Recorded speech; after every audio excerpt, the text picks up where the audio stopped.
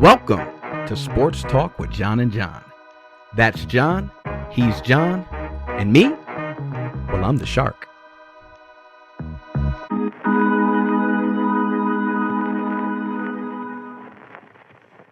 Let's head to the NFC South. We've seen two very competitive teams go up against each other.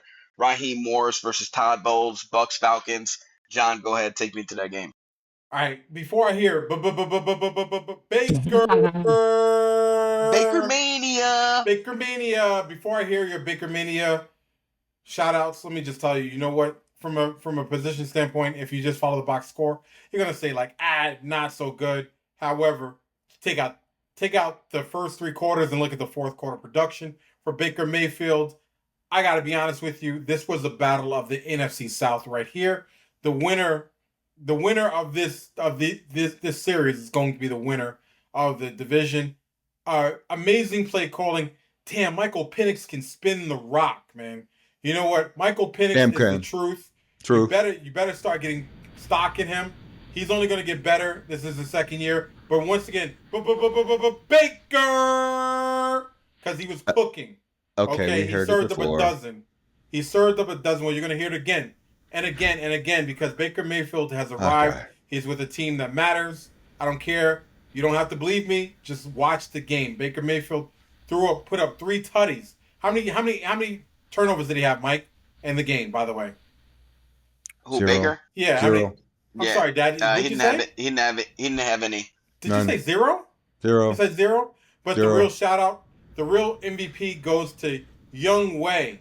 Young Wei, my friend.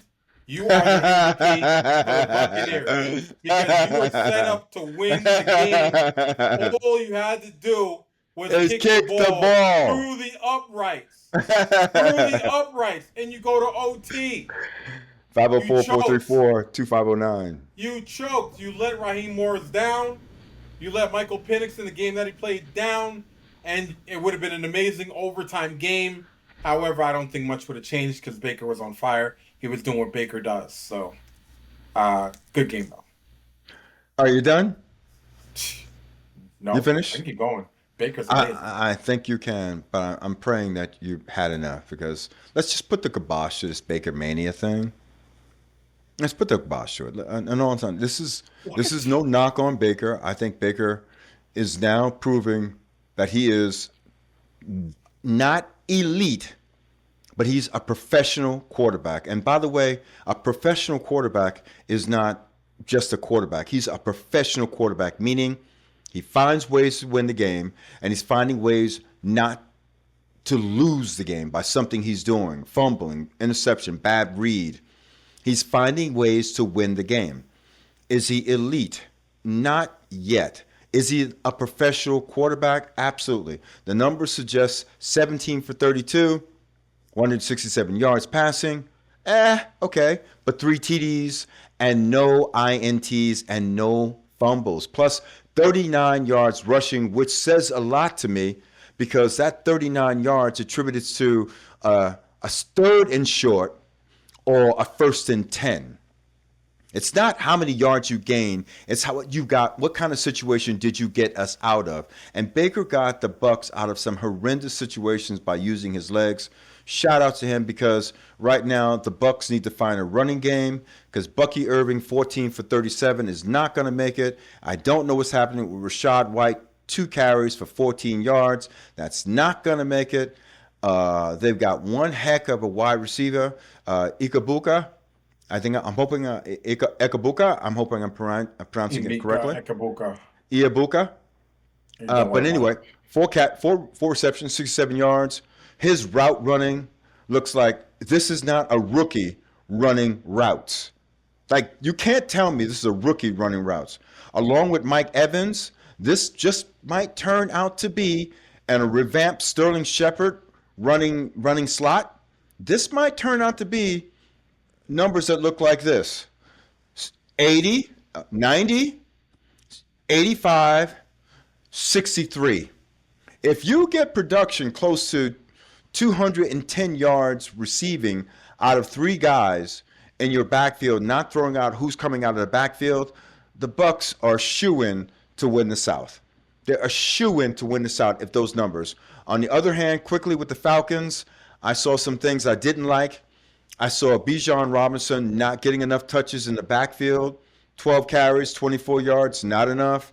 Uh, Michael Penix, okay, 6 rushes, 21 yards. Great, we're okay with that.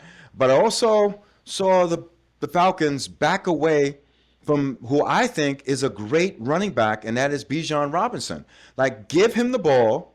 Let's run the offense around him. And also, what's wrong with throwing the ball more to Drake London? Drake London is one hell of a player. Why we're not throwing the ball to Drake London, and we only threw, what did we throw to Drake London yesterday's game? Eight. He caught 8 for 55. He caught 8 That's passes. that's not enough. Most of those were to the corners, to the hash marks, pick up a first down, and we look you off. No, we've got to get him singled up, and we've got to use him to stretch the field. Drake London's job is to stretch the field.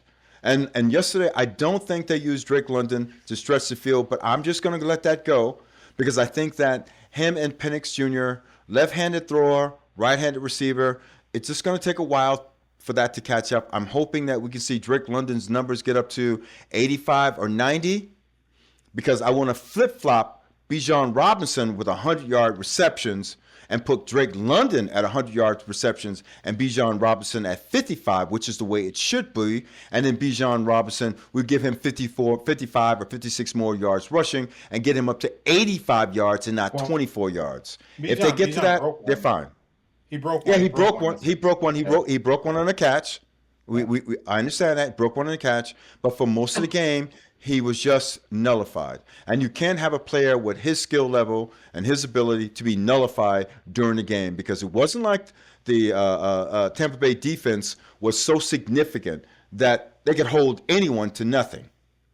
There were certainly enough plays to be made. And my final count is the NFL is going to have to take a hard look at what defines rushing the passer. This is going to be a problem for the rest of the year. What I saw in that play that Baker Mayfield was not an offensive play, was not a defensive foul. He didn't shove him with both hands to the ground.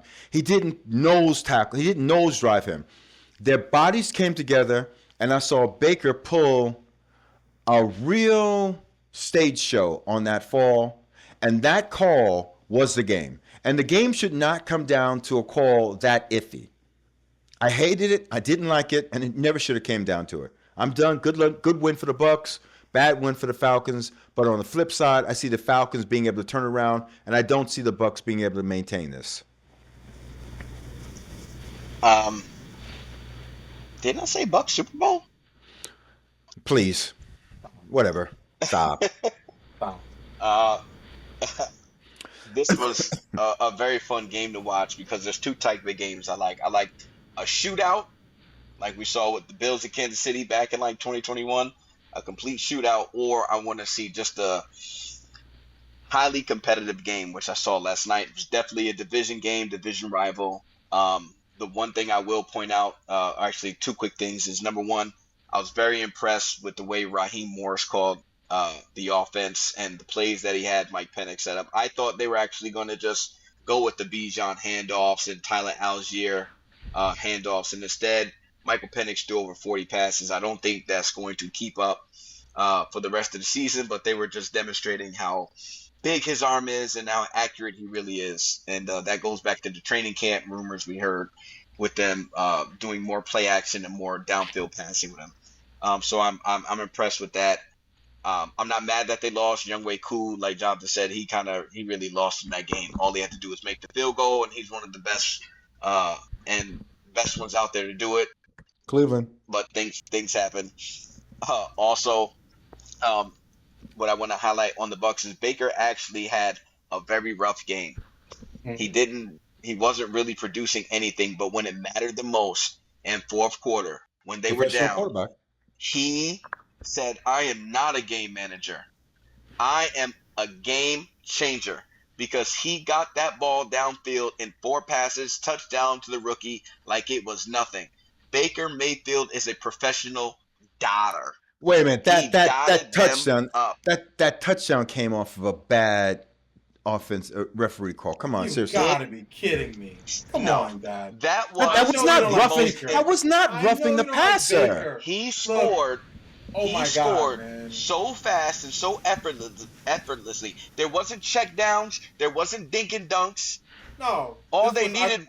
I showed up and you're gonna eat this. You're gonna eat this 20-yard Yes. pass. You're gonna eat this That outside was- route. I'm darting you up. He That's what he did. dotted them up. There was no Mike Evans head top. He got lucky. No, it was dot tutty. Next, Precision. that's what it was. Like, get him off the field. Get him I'm off Baker the field. Mayfield. Get him That's off what the he did. field. Get So him off the once field. again- So, game manager or game changer? Baker Mayfield has proven that he's a game changer. By the way, just FYI, this is not a game that the stats don't tell the true story of this game. You had to watch it. Like I said, Baker was he was roughly pedestrian for the first 3 quarters. When the game mattered, you gotta win. Like no one cares what you did. But look, if you have a QBR of 145 and you lose, you know what? You lost. Give me 106 QBR, fourth quarter. Let me go perfect from the field the last 2 drives, and let me show you I can put points on the board. Baker Mayfield was one of my top quarterback performers of the week. I agree. He's a professional quarterback. By the way, Michael And Baker, Penix Jr. and Baker also threw Mayfield 300. played like a professional quarterback. When I say professional quarterback, this is what I do. This is my craft, and I want to be the best at it. And I didn't see anything that diminishes that 100% or anything. But what I did see was, in terms of a team, in terms of some of the calls that Todd was making, I'm not sure if this is a recipe that, if you ask me to weigh the two between the Falcons and the Bucs, based on what I'm seeing, the upside for Michael Penix Jr. is really, really up. A couple of changes in that Drake London and Bijan Robinson role play, then I think we can fix that. Kyle Pitts too. Kyle Pitts too, yes, Yep. absolutely. Absolutely. I agree.